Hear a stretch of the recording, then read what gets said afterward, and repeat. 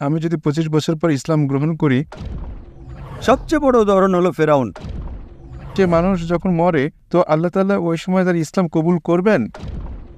নামাজ পড়েন বা না পড়েন,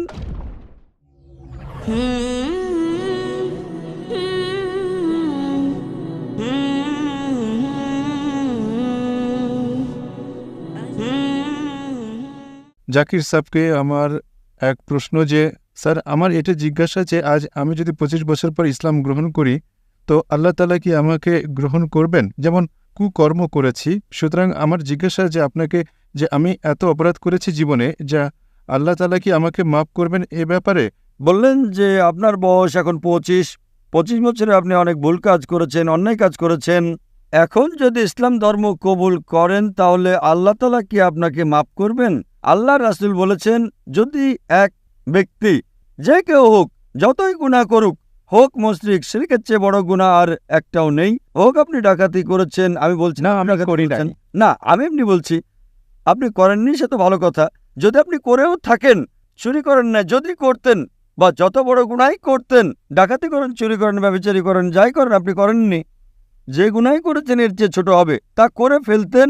এবং আজ যদি আপনার জ্ঞানে আসে যে সেটা ভুল, আপনি ঈমান আনেন যে খোদা এক, তিনি ছাড়া কোনো মাবুদ নেই, মুহাম্মদ সাল্লাল্লাহু আলাইহি সাল্লাম শেষ পয়গম্বর, আজ আমাদের রাসূল বলেন যেন আপনি আজই জন্ম নিলেন, সকল গুনাহ মাফ।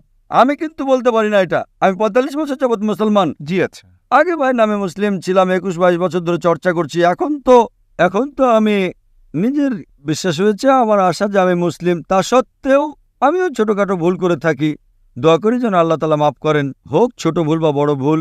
আপনি যদি আজ সাক্ষ্য দেন আপনি আমার চেয়ে ভালো হবেন, তারপর আবার ভিন্ন কথা। যদি আজ সাক্ষ্য দেন তো আল্লাহর রাসূল বলেন মুহাম্মদ সাল্লাল্লাহু আলাইহি সাল্লাম, যে ব্যক্তি সাক্ষ্য দেয় তার পিছনের সমস্ত গুনাহ মাফ, একেবারে পরিষ্কার, আপনি একেবারে মুক্ত। জি সাহেব, আপনার এক আলোচনা শুনেছি আমি, যাতে আপনি বলেছেন যে এক হিন্দু যে হয়ে থাকে তাদের এক ঋগ্বেদে আছে যে অন্তিম সংস্কার, এক প্রকার সংস্কার, যাতে বলা হয়েছে যে যখন হিন্দু মরে তো সে শেষ সময় আশহাদু আল্লাহ ইলাহা মুহাম্মদ রাসূলুল্লাহ, সে সংস্কৃতেও কিছু বলে ওই বিষয়েই। তো সাহেব আমার এটা প্রশ্ন যে মানুষ যখন মরে তার জীবনের শেষ মুহূর্তে সে যদি সেই সময় আল্লাহ তাআলাকে স্বীকার করে তো আল্লাহ তাআলা ওই সময় তার ইসলাম কবুল করবেন, কিংবা আল্লাহ তাআলা মেনে নেবেন যে সে ইসলামের ব্যক্তি? এটা ভালো প্রশ্ন। প্রশ্ন হলো, যখন কোনো ব্যক্তি মারা যাচ্ছে তখন যদি ইসলাম কবুল করে সেটা গ্রহণযোগ্য হবে কিনা। সবচেয়ে বড় উদাহরণ হলো ফেরাউন। ফেরাউন এমন এক ব্যক্তি ছিল যে নিজেকে খোদা মনে করত, খুব শক্তিশালী, খুব সম্পদশালী ছিল।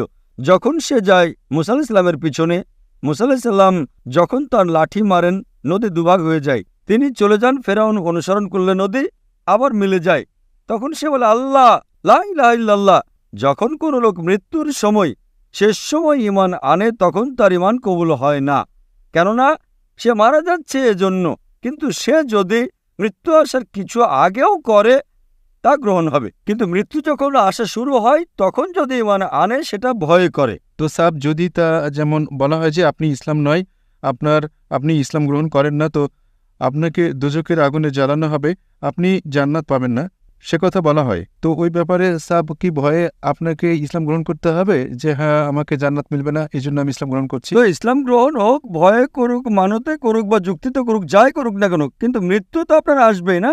মৃত্যু আসা শুরু হয়, নিঃশ্বাস শুরু হয় মৃত্যুবরণকারীর অতি কষ্টে, তাহলে খুব দেরি হলো। কিন্তু আপনার কি জানা আছে মৃত্যু আসবে 5 দিন পর? কারো জানা নেই, কোনো মানুষই বলতে পারে না সে কখন মরবে। মৃত্যু শুরু হয়েছে, তখন করলে খুব দেরি।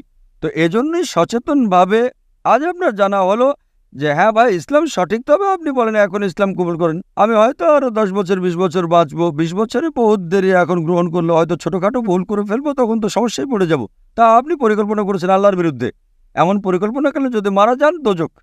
তার চেয়ে ভালো ইসলাম কবুল করেন, মেনে নেন, ছোটখাটো ভুল মাপ চান, মাফ করবেন আল্লাহ। আপনি আছে। বুঝছেন তো? এই পরিকল্পনা আপনার বিশ্বাস হয়েছে, পরে বলবেন এখন কেন কবুল করবো, 10 বছর পর করবো, এখন তো আরাম করবো, মদ পান করবো, আনন্দ করবো। আপনার জানা নেই কখন মারা যাবেন, আনন্দ করতে করতে মরে গেলেন তো গোল্লায় গেলেন। ভাবলে কি, এখন গ্রহণ করেন, ছোটখাটো ভুল তারপর আল্লাহ মাফ করবেন, দোয়া করতে পারেন, আল্লাহ রহমানুর রাহিম। আপনি বুঝছেন না তো? বিশ্বাস হয়ে গেলে গ্রহণ করেন। এবং সাহেব যেমন স্যার 5 ওয়াক্ত নামাজ যদি না পড়া যায় যদি না পড়া যায়, কারণবশত হলো না, 5 ওয়াক্ত নামাজ কেননা এত তাড়াতাড়ি যেমন আজ আমি করি, তো স্যার তাও একটা গুনাহ হবে যে আজ আমি ইসলাম ভাই সাহেব ভালো করছি। প্রশ্ন করেছেন। যদি 5 ওয়াক্ত নামাজ না পড়তে পারে তো কি হবে? আল্লাহ তাআলা বলেন সূরা নিসা সূরা নাম্বার 4 আয়াত নাম্বার 116 এবং সূরা নিসা অধ্যায় নাম্বার 4 আয়াত নাম্বার 48 যে আল্লাহ তাআলা যে কোনো গুনাহ মাফ করে দেন কিন্তু শিরক মাফ করবেন না। বাকি গুনাহ যতই করেন যদি আল্লাহ চান তো মাফ করতে পারেন। তো শিরকেও তো আমাদের মূর্তি পূজাও আসে না স্যার? যে একদম ঠিক, মূর্তি পূজাও আসে। তো শিরক যদি করেন আল্লাহ তাআলা মাফ করবেন না। আপনি শিরক থেকে বাঁচেন, বাকি গুনাহ আল্লাহ তাআলা যদি চান তো মাফ করতে পারেন। কিন্তু আপনি যদি ইসলাম ধর্ম গ্রহণ না করেন, নামাজ পড়েন বা না পড়েন, জাহান্নাম। এখানে যদি আপনি ভুল করেন ছোটখাটো আল্লাহ মাফ করবেন, নামাজ পড়া খুবই গুরুত্বপূর্ণ। কিন্তু তা সত্ত্বেও যদি নামাজ না পড়েন তাও আল্লাহ তাআলা মাফ করতে পারেন। শতভাগ বলছি না আমি, 1 ভাগ না 2 ভাগ আমি জানি না, উত্তম নামাজ পড়া চাই। কিন্তু যদি শিরক বাদ দেন, ঈমান আনেন আর নামাজ না পড়েন, তারপরও আশা আছে জান্নাতে যাওয়ার। 1 ভাগ না 2 ভাগ না 5 ভাগ তা পরে দেখা যাবে সেটা। যদি ঈমান না আনেন তো শতভাগ জাহান্নাম। যদি আপনি ভুল করেন একটাও আপনার দায়িত্ব পালনে, উদাহরণস্বরূপ একজন মহিলা বড় গুনাহগার ছিল, হ্যাঁ, শুনেছি আমি স্যার। শুনেছেন না? তো একটু একটু আল্লাহ তাআলা মাফ করতে পারেন কিন্তু শিরক কখনো মাফ করবেন না। তো যা আমি বলতে চাই, আজ আপনি ঈমান আনতে চান কিনা? ঈমান আসলে আমি একটি বিষয় অবশ্যই আপনাকে জিজ্ঞাসা করতে চেয়েছিলাম। সময় অবশ্য খুবই কম। জি হ্যাঁ, বাস এটাই আপনাকে জিজ্ঞাসা করব যে স্যার আপনি বলছিলেন যে একজন হিন্দুর যে ভগবান সে অন্যের সাহায্য নিচ্ছে, অন্য ভগবানের সাহায্য নেয়, তো কেন উপস্থিত থাকা উচিত? আমাদের তো তার নিকটই প্রার্থনা করা উচিত। একদম আল্লাহ ঠিক। তাআলা তো শক্তির উৎস। একদম ঠিক। তো আল্লাহ তাআলা আমাদের কেন এই বিষয় থেকে তা করায় না? প্রস্তুত কেন করার নাই? যে হ্যাঁ, ঠিক আছে, নিতেশ নয়, আমি আমি আহমদ হতাম। আমি ঠিক আহমদ হলে আমার ওইগুলো করতে হতো না। আচ্ছা, এই বিষয়টা আল্লাহ আসলে তাআলা আপনাকে আহমেদ কেন বানান নাই, নীতিশ কেন বানালেন? আল্লাহ তাআলা আপনাকে পরীক্ষা করছেন, প্রশ্নপত্র দিলেন। যদি শিক্ষক সবাইকে প্রশ্নপত্র দিয়ে দেন তাহলে লাভ কি?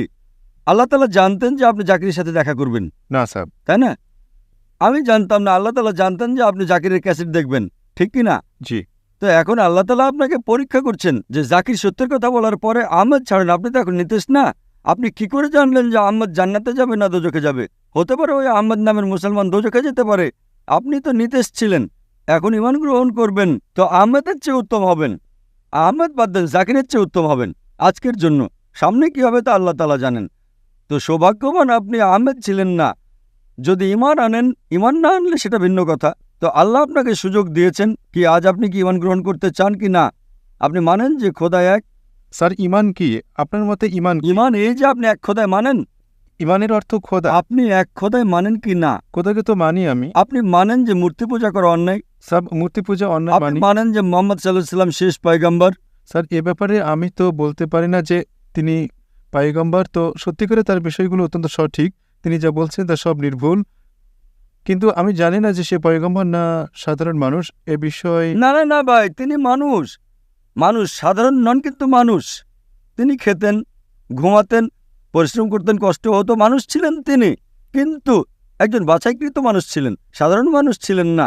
আল্লাহ তাকে মনোনীত করেছেন নিজের বার্তা প্রচারের জন্য। তো আপনাকে মানতে হবে যে তিনি মানুষ ছিলেন কিন্তু সাধারণ মানুষ নন, তিনি ছিলেন পয়গম্বর। পয়গম্বর মানে এমন না যে তিনি মানুষ নন। পয়গম্বরও একজন মানুষ কিন্তু আল্লাহর বাছাইকৃত মানুষ, যিনি মানুষের কাছে আল্লাহর বার্তা পৌঁছে দেন। আপনি মানেন যে তিনি মানুষ, যিনি মানুষকে বার্তা পৌঁছে দিতেন? জি স্যার, তা তো মানি। তো তাকে বলে মুসলিম। এখন আপনি কি সাক্ষ্য দিতে চান? স্যার তা কোনো জোর নেই। জোর নেই। আপনি মানেন যে খোদা এক, জি হ্যাঁ। মানেন যে মূর্তি পূজা করা অন্যায় এবং মুহাম্মদ সাল্লাল্লাহু আলাইহি ওয়াসাল্লাম শেষ পয়গম্বর, মানুষ কিন্তু পয়গম্বর। তো আপনি আমার মতে মুসলিম। আগে আপনি চলতে থাকেন, নামাজ আস্তে আস্তে আসবে। তা মানেন আপনি? জি, তা তো মানি আমি। মানেন? আপনাকে জোর করছে কেউ তাকে মানতে? না স্যার। তো আপনি বলতে চান আরবিতে? জি স্যার। আচ্ছা, কোনো জোর করছে না তো কেউ? না স্যার। কোনো আর্থিক চাপ না স্যার। অন্তর থেকে করছেন? জি। মাইক নম্বর 1-এ এক শিখ ভাই আছে, সেও ইসলাম গ্রহণ করতে চায়। একজন শিখ। ভাই সাহেব আপনার নাম কি? আমার নাম রমেশ সিং। রমেশ সিং। আপনি মানেন খোদা এক? নিশ্চয়ই আপনি মানেন যে মূর্তি পূজা অন্যায়? অন্যায়। আপনি মানেন মুহাম্মদ সাল্লাল্লাহু আলাইহি ওয়াসাল্লাম শেষ পয়গম্বর? নিশ্চয়ই আপনাকে কেউ কি শক্তি বল প্রয়োগ করছে ইসলাম গ্রহণ করতে? না না, কোনো চাপ? আগে করতো কিন্তু এখন কেউই করে না। আচ্ছা, মাইক নাম্বার 5-এ কোনো অমুসলিম ভাই মুসলিম হতে চান? আমার নাম রাজেশ কুমার। মাশাআল্লাহ, এক শিখ ভাই আছেন। আরেক ভাই এখানে। আপনারা অন্তর দিয়ে গ্রহণ করতে চান? তো ইনশাআল্লাহ আমি আরবিতে বলছি, আপনারা বলেন। আশহাদু আল্লাহ ইলাহা ইল্লাল্লাহ ওয়া আশহাদু আন্না মুহাম্মাদান আবদুহু ওয়া রাসূলুহু। আমি সাক্ষ্য দিচ্ছি আমি সাক্ষ্য দিচ্ছি যে যে আল্লাহ আল্লাহ ছাড়া আর আর মাবুদ নেই কোনো মাবুদ নেই এবং এবং মুহাম্মদ মুহাম্মদ সাল্লাল্লাহু সাল্লাল্লাহু আলাইহি সাল্লাম আলাইহি সাল্লাম তার বান্দা তার বান্দা এবং পয়গম্বর। এবং পয়গম্বর। মাশাআল্লাহ, আপনারা মুসলমান হয়ে গেলেন। আমার নাম রাখেন। আপনার নাম কি এখন ভাই সাহেব? বর্তমানে কি নাম ছিল? বর্তমানে আমার নাম রাজেশ কুমার। রাজেশ কুমার। আপনার নাম রাজেশ কুমার ছিল। এখন আমার মাথায় যে নামটা আসে তা হলো বেলাল। আপনি আপনার নাম বেলাল রাখতে পারেন।